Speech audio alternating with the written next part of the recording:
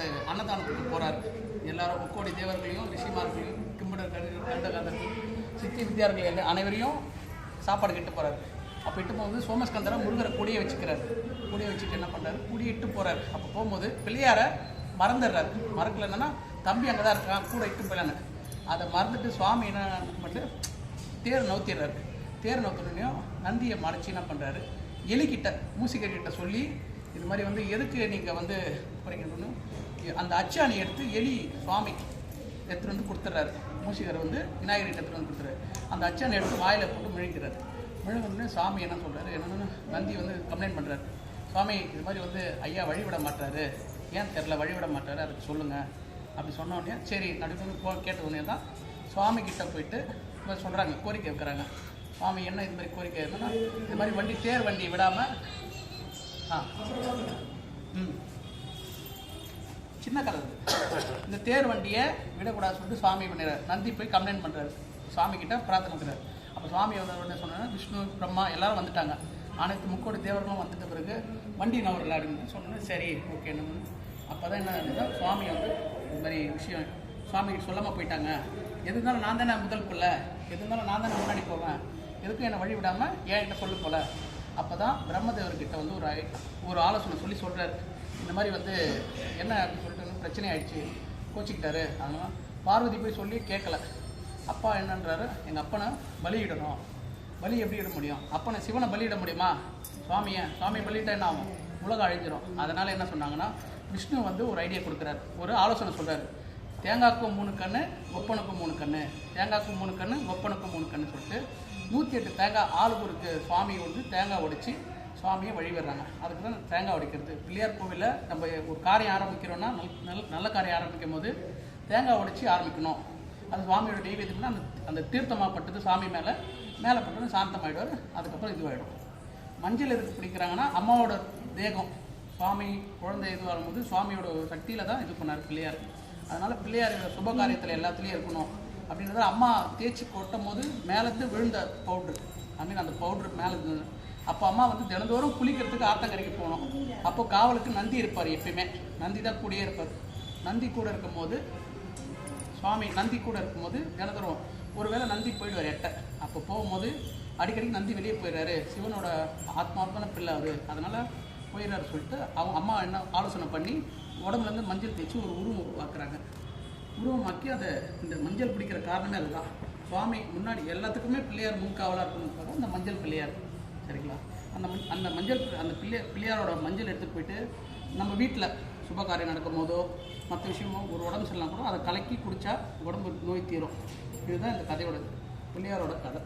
சரிங்களா, சிவாய திருச்சிற்றம்பலம்.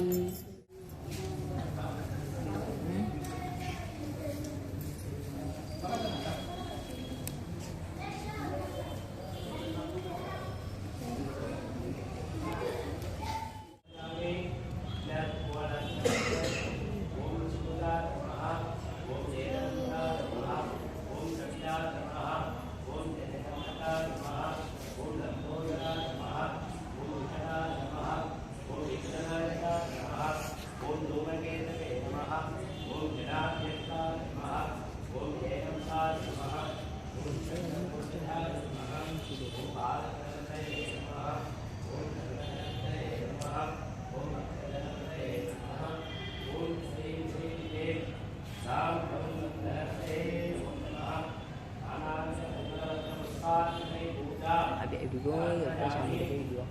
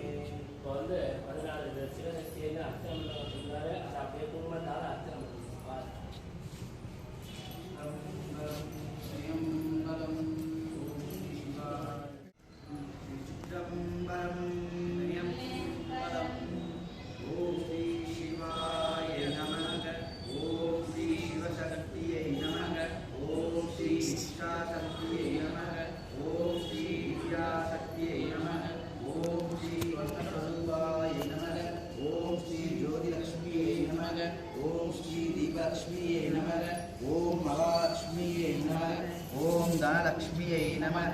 ஓம் தானியலக்ஷ்மியை நமக. ஓம் தைரியலக்ஷ்மியை நமக.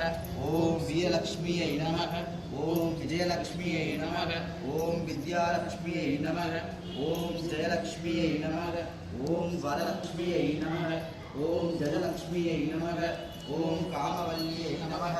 ஓம் காமாட்சி சுந்தரியை நமக. ஓம் சுபலக்ஷ்மியை நமக. ஓம் ராஜலக்ஷ்மியை நமக.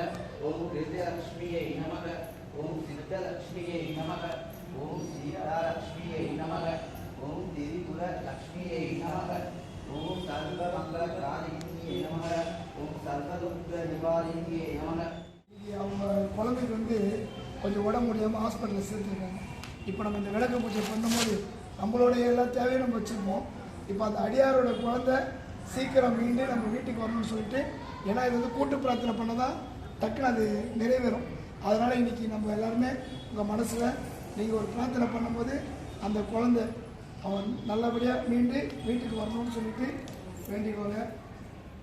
அவரோட ஐயா பேர் வந்து சரவணன், அந்த குழந்தையோட பேர் வந்து கிரிதரன். கிரிதரன்றவர் ஹாஸ்பிட்டல் அட்மிட்டில் இருக்கார். அவர் நல்லபடியாக மீண்டு வந்து சேரணும். நம்ம அடுத்த விளக்கு பூஜை பண்ணும்போது அவங்க நம்ம கூட இருந்து நம்மளுக்கு கூட இருந்து பண்ணணும்னு சொல்லிட்டு எல்லோரும் ஒரு விண்ணப்பம் வச்சுக்கோங்க. அந்த பதிவு படிக்க சொல்லி கொடுத்துருவோம். சண்டே